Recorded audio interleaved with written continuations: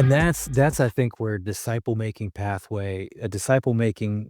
kind of backbone versus programmatic is very different. Because in a programmatic, you're always asking the question, how can I control this? How can I make sure I'm tracking this right? How can I in disciple making pathway, it quickly goes beyond what you're doing.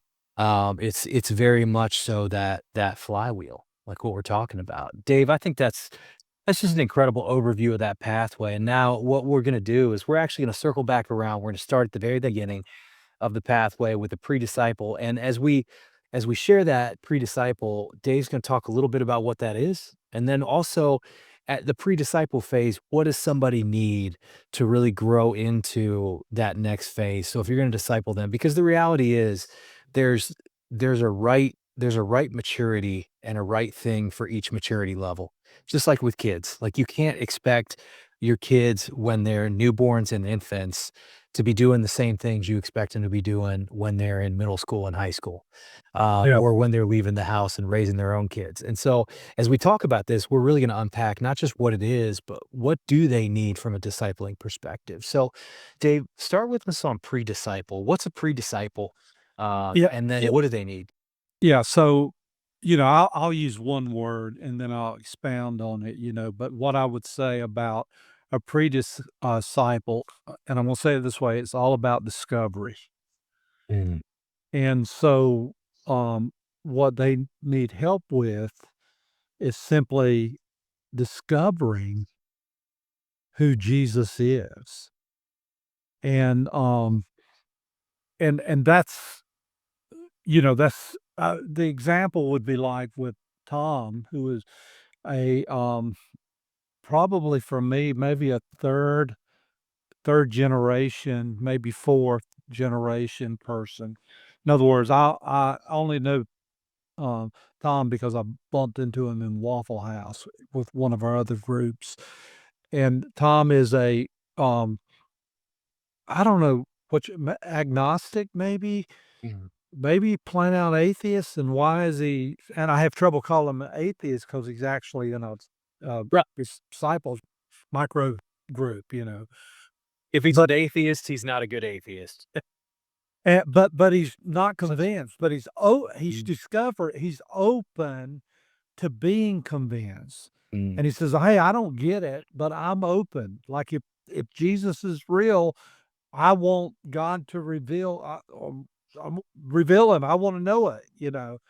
People that are in discovery, like, I think what I grew up on, not didn't even grow up on because I didn't become a Christian until my family was introduced to Christ when I was 12 years old. We were, nowhere close to that before that, but what we learned was proclamation, for, the, proposition of 4 mhm. spiritual laws or whatever it is that I'm not, Yeah. and you would pray a prayer and you would get converted.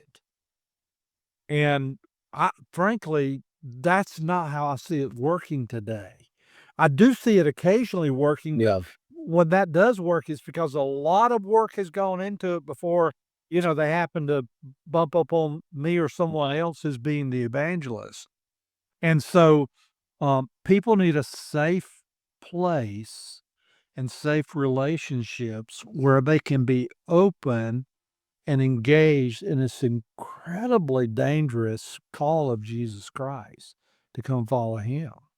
And so that's really what the discovery process is about. Well, and I think that's so important, Dave, and I wanna kinda dig in a little more there because I think this is where there's great opportunity in the church, but I think if you misunderstand what they need, it's also a great time to just kinda leave people with a bad taste, and I think it's important to understand that they're trying to figure out Jesus, so their lives aren't gonna look like they're following Jesus already. So No. if you're worried about cleaning up every sanctification issue in their life, like, you're gonna have people they're living with their girlfriend or their significant other. They may be in alternative lifestyles. They may, you know, drink too much, smoke too much, all the whatever things that you think, "Man, Christians shouldn't do that." Well, yeah, but they're not fully they're trying to figure out who Jesus is, and so, like, when you read the Gospels and you see the people Jesus was hanging out with, and the Pharisees were like, "What's he doing hanging out with them?" That's oftentimes what it can look like hanging out with a pre-disciple. Their Yeah. life doesn't look like they're following Jesus, and you need to be okay with that.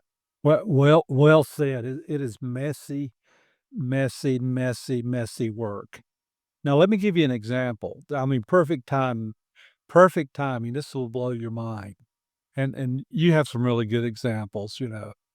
But, so Sunday night, I was in one of our home church, you know, gatherings, and, so one of our guests was a Muslim man who has a nonprofit ministry and bringing humanitarian aid to the Middle East.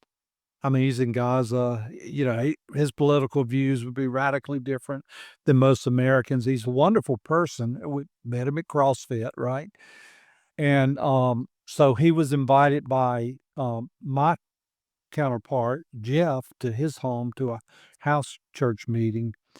And Jeff had him share about his ministry. I mean, he's got a nonprofit ministry. He's not even Yeah. Christian. And he shared, and then, and I was sort of curious how all this was gonna come down, you know, and how it was gonna be received.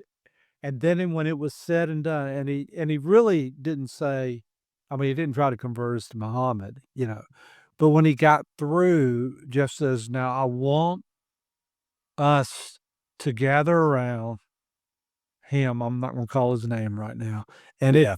and his family, and I want us to pray for them." And we did that. Like, we laid hands on him and prayed for him, and then he had to go.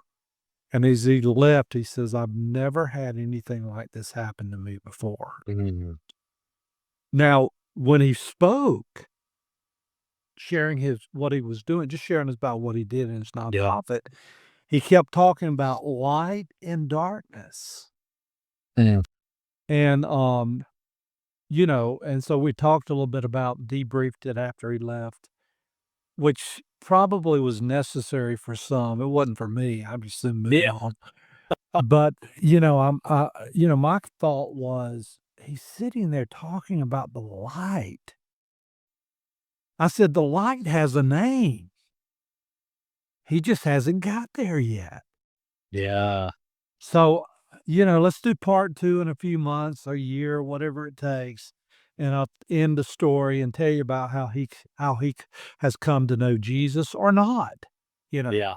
But you know what? This is, I c you know, thank the Lord for a group of loving, caring people that we can do this with, because I know if I'd been a pastor in most of the churches I even planted and pastored, I would have got terminated, you know, Yeah, for and I think pulling that kind of stuff.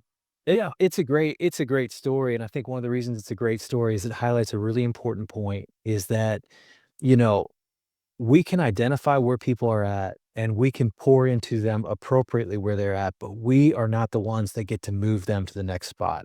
That's the Holy Spirit.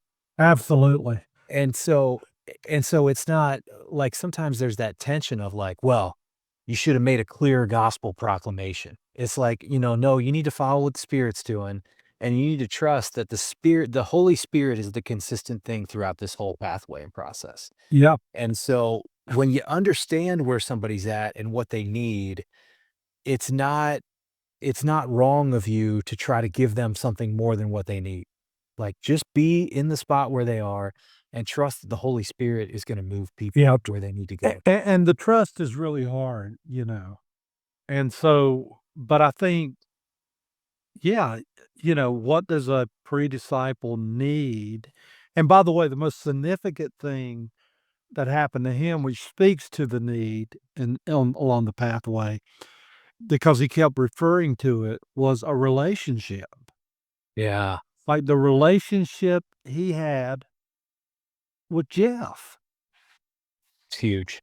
Like that was why he was there. And you know, I think we better figure out how to relate the people. And the other thing that, just hit me with it, like we've got another uh micro church, and we got a couple of Mormon families coming. Like, we better learn how to help people discover Mm. King Jesus. They're discovering King Jesus, and we've got to figure this pathway out.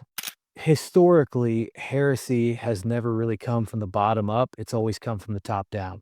They need something related to, um, you know, understanding the new birth.